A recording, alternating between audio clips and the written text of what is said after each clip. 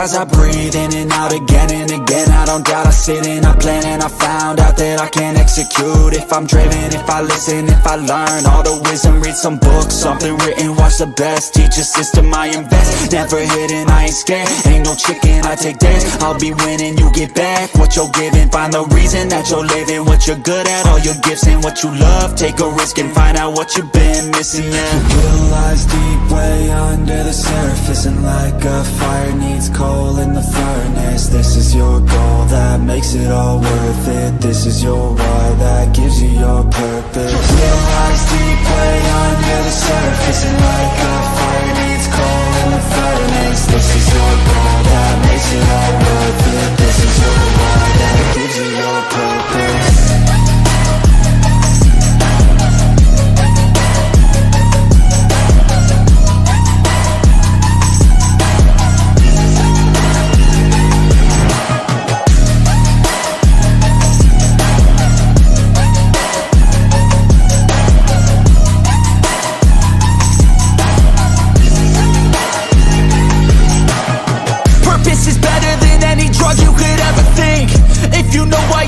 Something, that's all you need.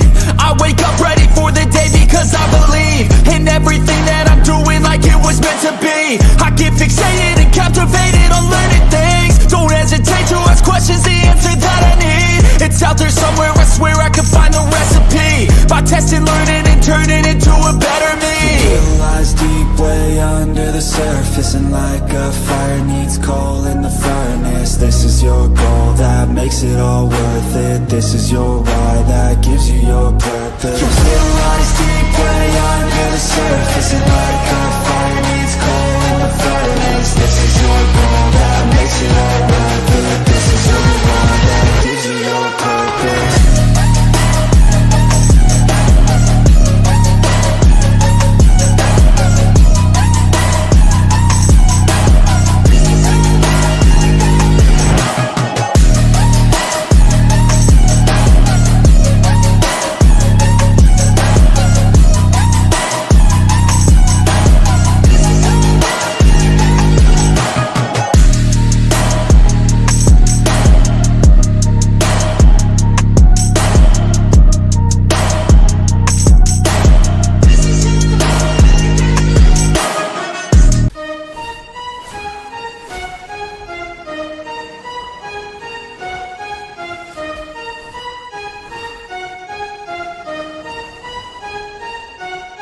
Your will lies deep way under the surface, and like a fire needs coal in the furnace. This is your goal that makes it all worth it. This is your why that gives you your purpose. Let's go.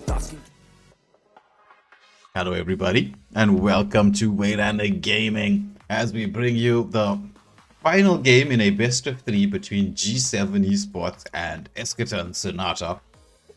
I know it's late, but you know, sometimes late is still good. We had so much of chaos going on in the background, but I wouldn't want to bore all of you with the details as to the drama that is life. I'm sure you've experienced it as a person as well, you know, the drama that comes with it. And you know, speaking of drama, let's talk to the person who usually brings the drama instead of helping with it. Shroomzy, how are you this evening?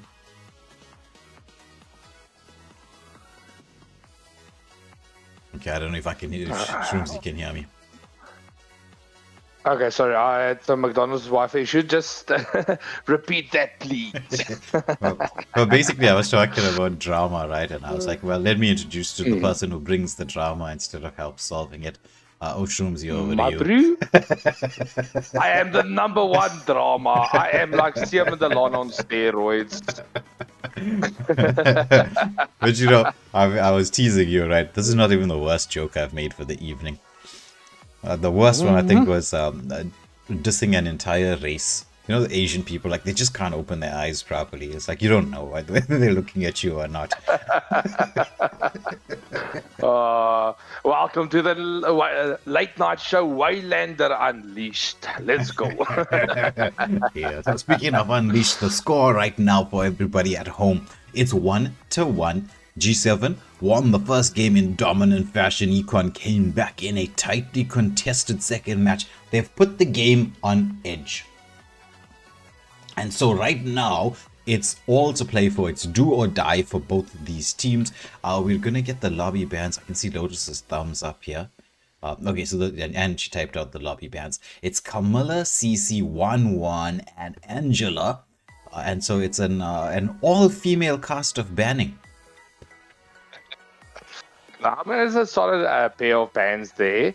Carmilla and Angela being both respect bans. Carmilla from game 2 in the hands of Merlin, and Angela in the game 1 in the hands of Supernova. So both these being solid bans so far. And CC and 1-1 just it's not something you want to go against. So I 100% agree with those bans. Yeah. Well, that's the thing about when you actually head into the sudden death round. You get a feel of the team that you're up against and what they're doing. Lancelot, first ban. Stormzy, normal ban. Nothing surprising here. Oh, 100%. Lancelot tightly contest. I mean, it's either pick or ban in my opinion. Wise is, on the other hand, it's not something you see banned as often anymore. It's been falling under the radar, but in the correct hands, which was Nairo last game, it did work. So solid respect ban. The only other thing I'm wondering about is are we going to see the Kimi ban? I mean, Colin in the previous game 2, was a killer Kimi, so it might be ban worthy though. Rocks need no protection. Yeah. Kimi is still up there in terms of a solid pick. Though you might want to get rid of the Hayabusa if you're going to be picking up the Kimi, because Hayabusa still has his place. But I mean, look at the bans so far: Basha, Gato. They're not leaving anything here up to chance in terms of the strategy they want to go for. But with the Gato ban, it automatically tells me they're looking at maybe going for the Kimi Kalea combo.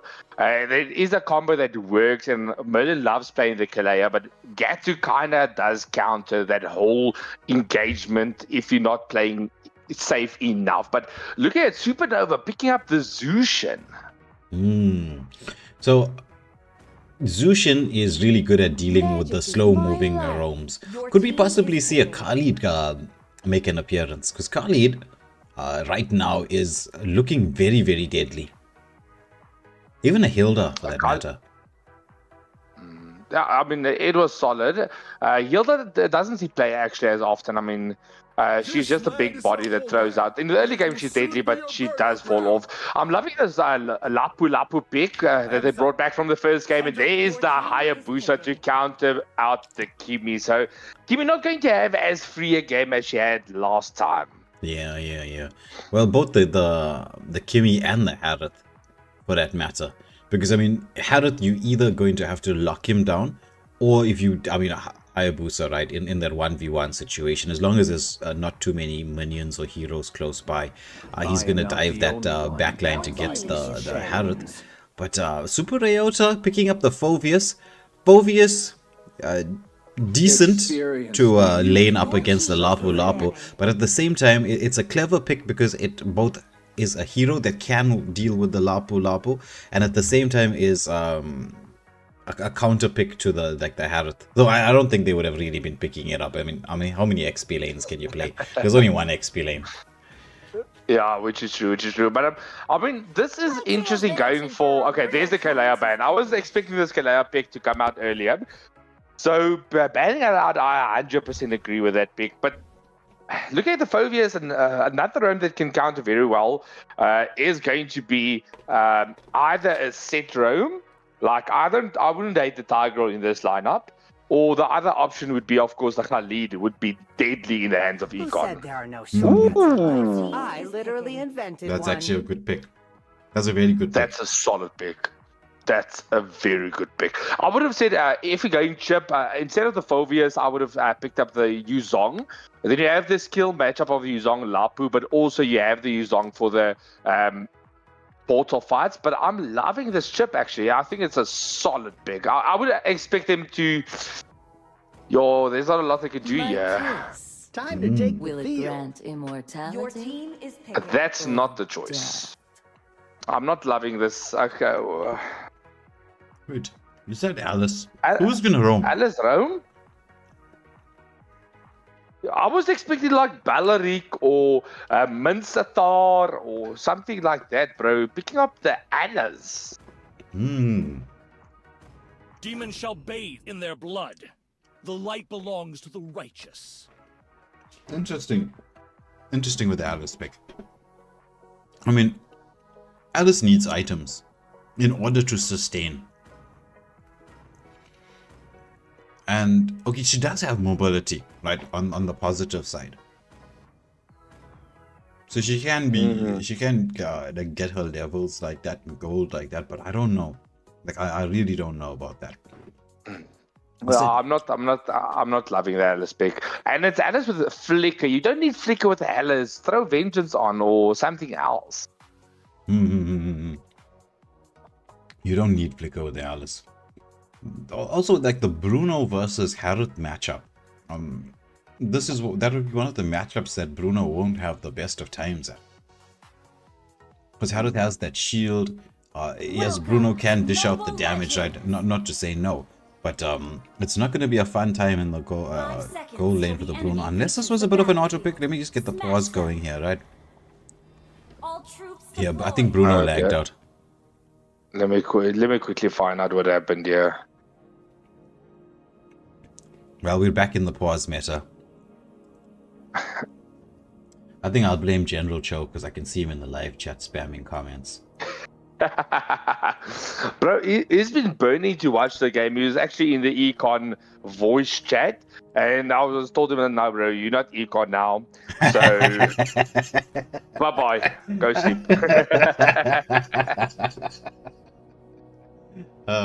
Yeah, he was messaging me last night and telling him there were people digging him in the live chat yesterday when they played their game. I was like, all right, we'll see what was happening. So this time around, General Cho, you didn't get dug in the live chat. You got dug on the live stream. We upgraded it. I mean, everyone needs to upgrade in life, and this is your moment. Yeah. Well, we will find out. Did the referee say anything to us just yet? Okay, so Bruno is lagging. But it wasn't an auto pick; it was just lagging in game. So they're quickly sorting out that. I'll just tell them to let me know when they're ready. All right. So once they know, we know, and then we can press that button, which is the continue button, to be continued. So this game was already on a knife edge, 1-1, heading into the third game. Now we have. This is how you start off the third game with a lag. With the lag. But you know, sometimes it just adds to the little bit of suspense. It's kind of like when your favorite episode of whatever anime series you're watching ends on that cliffhanger. Yeah, it's not a bit. One thing I have to say, I mean, Chip has mobility. I would have expected Chip to go in, scout the XP, scout the jungle, scout the mid, teleport to the other side, scout them out as well, instant level 2. That's what I would have expected the Chip to do, playing a bit more safe though. So it's an interesting game. Yeah. It is going to be very interesting. I mean, both roams just scouting each other out. Colin again, on that Kimmy, opting to go for the complete wave clear, and they're rotating towards the gold lane this time around, where Hayabusa's going for the full jungle clear, Alok rushing the buff to buff style. So a little bit of an old school rotation, but Alucard has that snowball potential. So I can understand rushing buff to buff, because then you can set up for a bit of a jungle invade, as you can see here, right? Alucard does have the retribution. They want to go in onto the Hayabusa. Nairo being zoned away. Can he get this? He does manage to get the retribution off. So the invade did work to a certain degree in terms of forcing the Hayabusa back, but you needed to have a quicker retry there. And that could have been game-changing. Yeah, if they got that retribution gap, it would have been an instant win in the early game. But with that being said, Hayabusa is now level 4, so it was a lost gang. But, I mean, nonetheless, they did waste a bit of time. Actually, they actually helped the Hayabusa clear his jungle. Yeah, there's the engagement. Shadow kill, but nicely done by Colin. That is that, the little trick that we always be talking about flicker in the direction that you're moving, it cancels shadow kill. But this means no shadow kill for this first turtle. Zushin zoning away, Alucard being chased back. Phoveus staying in lane, however, not going in chip pops. That stun is going to be engaged upon by the Alice. Zushin with the lift off. I think this will be first blood. A lot of that came down to Super Ryota staying in lane. I was a bit surprised that he didn't want to go help his team out, because Phoveus, one of the best things that he's good, the best at doing is like disrupting things. I mean, the ability to just backline dive and just smelt everyone and just keep them busy, it's so irritating because you're never going to be able to fully commit knowing there's a Phoveus lurking around the backside. But I mean, that instant first kill is already a massive gold lead in the hands of G7. This is a starter one. This is not the start they had in the previous game. So I'm loving seeing this. But the main issue is going to be Merlin's level gap currently is a bit low. So he's still at level 3, whereas the Alice is level 4. So, I mean, Chip is the main playmaker in this lineup. So they need Chip to get online, get the portals, and get camped out. Yeah, if you can't get into position to scout out, because Alice is just doing a job zoning the Chip away. Chip is not able to get that roaming passive up and running, which means he needs to help out in lane in terms of the wave clear if you're gonna get the level that's necessary. I mean, Alice is almost a level advantage ahead of him now. Finally, Chip does get that ultimate up and running. And that means, based on positioning, it's danger time here for both the jungler and the Harith. I mean, look at the zoning that they're doing here. Interesting. So, there's the teleport. The portal is into the mix. He locks onto 2, but there's the Alice with the blood. Nightmare, but a full team fight engagement, but Takira is into the mix with Ryota. Teal does escape with barely any HP, but Noxram will be the first to fall in this engagement. No! He escapes, but Takira is there to chase him down, but I think Zushin zoning. Oh, that was a team fight with no deaths. Yeah, it's just the one on the Chip. Just the Chip. Yeah. Yeah. Little Merlin was turned into like a Sumba Chippy there. Sent back to the base. So it was a solid try. Ryota was a bit late on the rotation there. So they at least got away before the full team came to invade onto the portal, but the second turtle of the match is up and no portal available, so I think this is a highly contested turtle going to be. Yeah, Chip managing to get that Zushin out. But there's the Alice into the backline. She's got cause a whole bunch of chaos, forcing Colin to retreat. However, Alucard trying to dish out the damage. Chip just managing to stay alive. Zushin gets the kill onto the Chip. Phoveus, he's trying to sustain through so much, but he's getting engaged upon. That's a 4-for-0 exchange going the way of G7. This Alice pick, right, I was very suspicious of it, right? But somehow, some way, it seems to be working out. Somehow it's working. I don't know how it's working, but it's working. I mean, pocket picks like this, they're unconventional picks that would never happen in a pro game. It throws your entire game off. And it is a good counting gauge in a way to the Chip ultimate. Because as soon as he pops the portal and Alice throws out the blood, Ruins of Blood, I think it's what it's called. Throne of Ruin, sorry.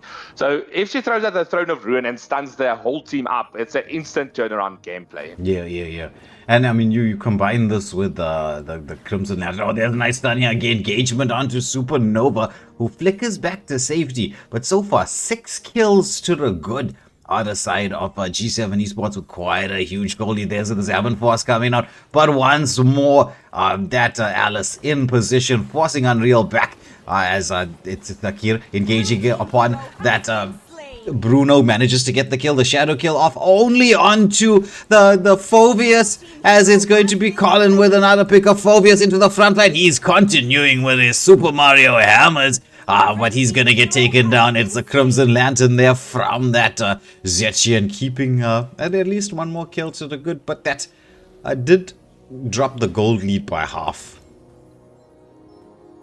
Check this game coming out here from Noxram. Oh, I would have preemptively just threw out the bravest fighter and got that stun ready because Colin was just walking into that bush without checking anything. But there's Taki onto Supernova and he will fall. The bravest fighter has been committed now, but I think it's a bit too late at this point. Yeah, Taki leaving this mid lane. Alice sensing an opportunity to take a turret. Can they go for it? Yes, they do. I thought he would have defended that lane, but the blue buffs are nice. I mean, buffs wins the game, not towers. So.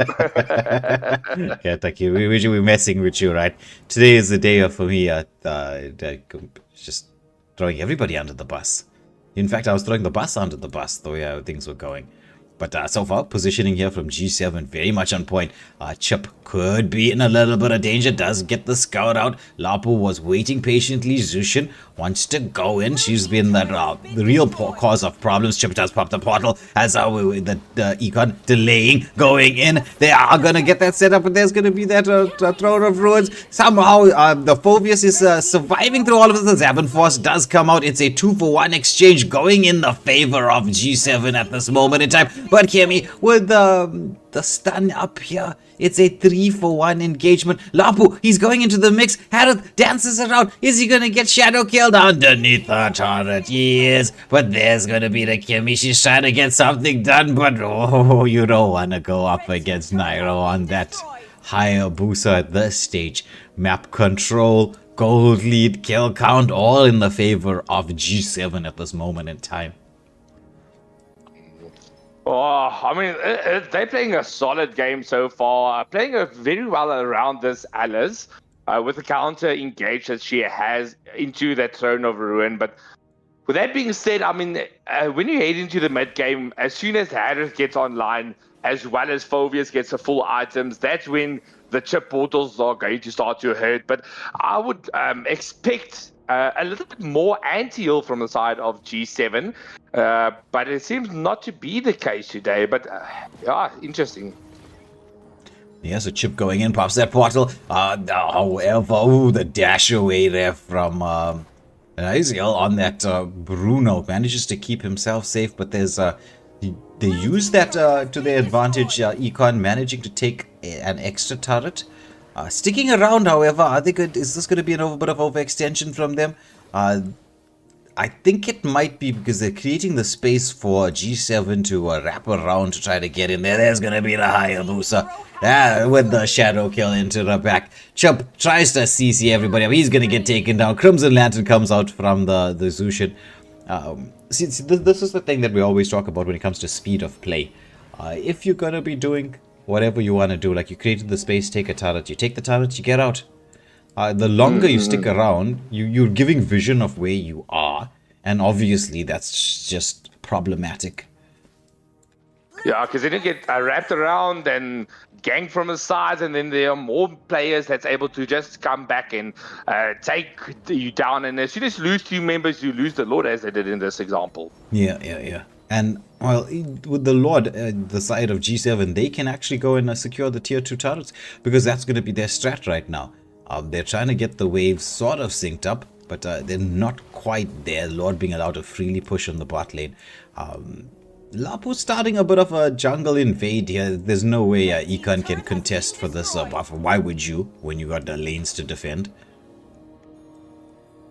So they at least got the tier 2 turret in the top lane. The Lord will be marching down the bot, so that ought to be another tier 2 that's going to fall. But I mean, Phoveus, just doing what Phoveus does, I mean, this Oak is annoying. So you can never underestimate the damage coming out from a Phoveus. It's kind of crazy. So it looks like they are now marching towards the mid lane. There is a 4-man rotation coming out. Phoveus has been picked up, displaced, but it seems like Chip is into the mix. There is the portal. Will we see the Throne of Ruin in response? But it seems like they are delaying the engagement a bit. But Lapus in the mix with the bravest fighter. There's a first kill onto Phoveus. And Merlin does flick out. But there's Hayabusa onto the backline. Shadow kill. But once again, Colin does flicker out. Bro, Colin's flickers has been crazy. Yeah.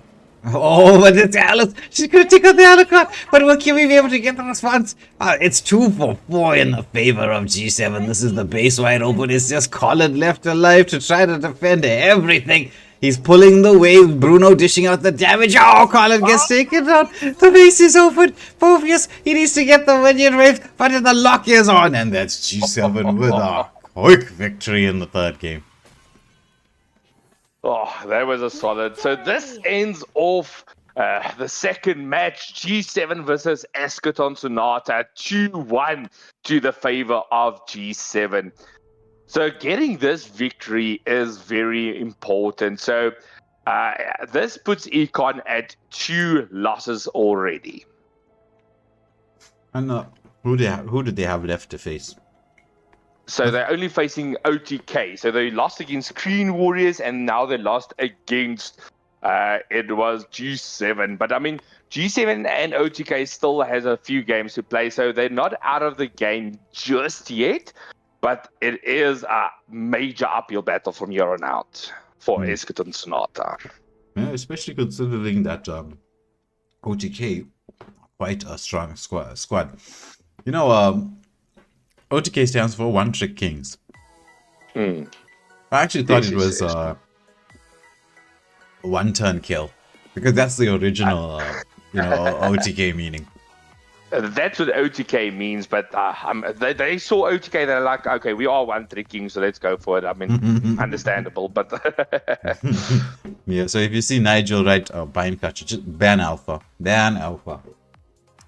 I don't know how much you know about the Binecrusher from the previous tournaments. I mean, he is the main organizer-in-chief of the MSA, right? And he used to be very, very active. Not so active anymore, but he used to be very active. And Alpha was his main. Like, that was the one that if you saw Binecrusher in the lineup, you're like, ban the Alpha. So if he ever gets to hear this, he's going to... he's know that we're giving away his secrets from yesteryear. From yesteryear, you say? Yeah. You know how the seasons change and the heroes change, right? There'll always be certain heroes that, regardless of the meta, an individual will be really good with. But... Which is true. Yeah, like for instance, right, I have my own comfort picks myself, right? Regardless of the meta, if I'm playing it, you're gonna do well. You're gonna shine on it. It's like you have a natural affinity for this particular hero. For instance, right, I will say this for you, Shroomsy. You love the Tigreal pick. Meta or not meta, you're gonna shine on that hero. Mm-hmm. Yeah, Tigreal is my favorite pick of all time. It's still a pocket pick. I don't play him as often anymore, unfortunately, because it's not a meta pick anymore. So, I think this season I've got 5 Tigreal games, still 100%, but I mean, it's only 5 games, where I'm playing now more meta-ish roamers like Grok. I'm rocking a Hylos and Khalid, and more of the sustainish frontliners, not just your surprise set heroes, but I still have my Atlas and my Tigreal pocket pick, and they are still one of my best heroes. It just, if it calls to the game, if it's able to play with the game, it plays well, I do use it still. Yeah, like the thing is, right, it's as you were saying, it's a very selective kind of pick. You're not always going to be able to pick it up. But when you do get a Tigreal in the mix, and it is that moment in time, there is few ultimates that are as broken as the Implosion. Which is 100% true. Because if you can get that, especially if you know how to do the second skill flicker into ulti combo, it's nuts. Yeah, I mean, the amount of range you can just cover with that second skill flicker ulti is so unexpected. And even if you don't need to cover the range, you can just flick Implosion and then push them back to your team. That's also another trick that you do to catch people off guard. So that's the thing I love, is his set is kind of crazy. And weirdly enough, when you 1v3 under a turret and there's not a lot of minions, you can actually... survive and kill a person under the turret, because you're able to just lock them down for so long. Yeah, exactly. But, Let me ask you a question, Shomzi. Because we were having a discussion on the PUBG stream about why certain men pick a character to play that's a woman, but you'll never see a woman pick a man. You know, like in like an RPG kind of setup, or even if like you say in PUBG, right, you get character selection. Well, that's so true, actually. Yeah, I don't know. I don't know. I don't have an answer for that. It's just a thing. I strongly believe that there are many men out there who are perverts. Twisted in the mind. They just want to see. They want to see a certain. You can say this. A certain kind of trunkage on the screen as they're playing around in the game. That's what they want to see. So they'll make the excuses of this and that and the other, but we all know the truth. Yeah, it's all the thigh life. Yeah. So Akru gets under the bus because he only plays female characters. Like, I'm not gonna lie, I might be one of the guilty ones because I mean, my Throne of Liberty character is also a lady. Yeah. And the thing is, right? Like, okay, whenever I ask anybody why they do that, they're like, "Look, I don't want to see a guy running in front of me the whole game. I want to see a lady." I'm like, "Yeah, for what you want to see a lady? For what? For what? Explain to us what of this lady you want to see running around on the screen there." But you know, I tease. It's each to their own. But strangely enough, the reason the reason you pick a lady as your avatar, especially in RPGs or even FPS shooters, is because it's a smaller frame, so it's a smaller hitbox. Oh, we spoke about that. We spoke about it, and we said that's just excuses, right? Because when I mentioned it as like smaller hitbox, and then it gets in it. I was like, yeah, smaller hitbox. I was like, of course, that's the reason. You were thinking about the hitbox. That's why you were talking about it. Yeah. But how come the ladies never ever pick a guy then? I don't know. I would. If I was a lady, I wouldn't mind having 8 packs running around in front of me. But you never ever see that. Not at all. Because like okay, there's a couple of there's quite a lot of female streamers, right? Whenever you come across them on your live feed and stuff, right, you never see them playing a male character.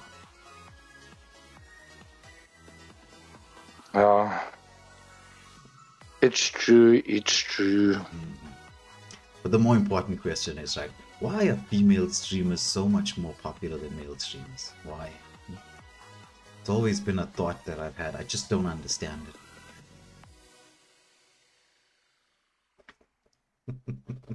I honestly do not have an answer for that. The world is a funny place, right? Because like it's an interesting place. Yeah, it's an interesting place. But anyway, right, as much as the shaders we've been throwing out to pretty much everybody at this particular moment in time, I think on this particular note we get to end the stream. Started late, finished well later, but it was a short stream. At least we managed to get one game in. The games that went before this, right? You will see them on the live, right? They'll be released a little bit later on. Just a quick apology to everybody once again, right? It's been a very, very chaotic day. There were some serious personal issues with some of our members, you know, so obviously real life does take priority over everything else like that we're doing.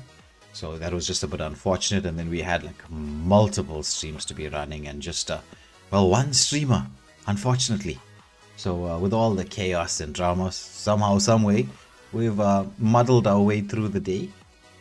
A little bit more stressed out than we were at the start of it, and which means it's time to eat, you know.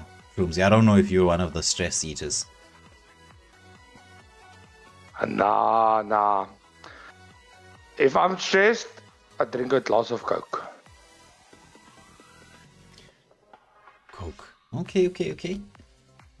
Caffeine. Caffeine. Have you ever had an old school Coca-Cola though? Old school? Coca-Cola. As in?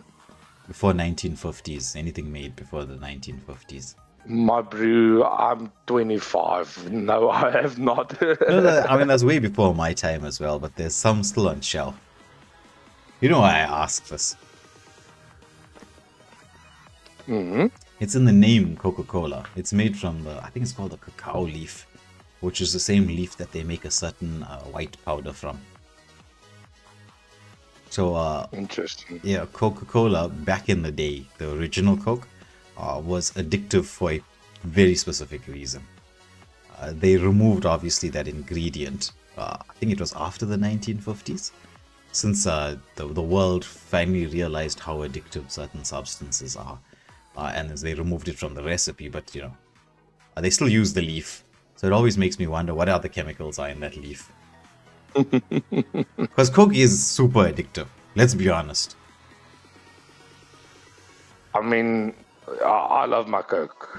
I love my Coca-Cola. Let's just Clarify. clarify. Because the thing is, right, have you ever had just one glass of Coke? I mean, if I think about it, if I go to the fridge right now, I'm gonna pour myself a glass of Coke. I'm gonna drink it. And is that gonna be the only one that I have in that moment in time when I drink it? Probably. Definitely not. Definitely not. It's like you drink it's every time you open that 2-liter bottle, right? You pour one, you shoot the first one, and then you sip the second. It's like Which is true. it's like par for the course. I think pretty much every one of us does that. Shoot the first, sip the second. See how we went off. That makes sense. But we went off at a complete tangent here. But anyway, let's. I think it's time for us to end the stream, right? Before we keep talking about Coca-Cola and well, everything else, right? That's going on, right? So thank you everybody for tuning in to watch, at least for this one game. Congratulations to G7 on picking up this victory here up against Econ. And well, we'll be back live once more from, when is it, Wednesday night? Once again with the Origins. 2 days break.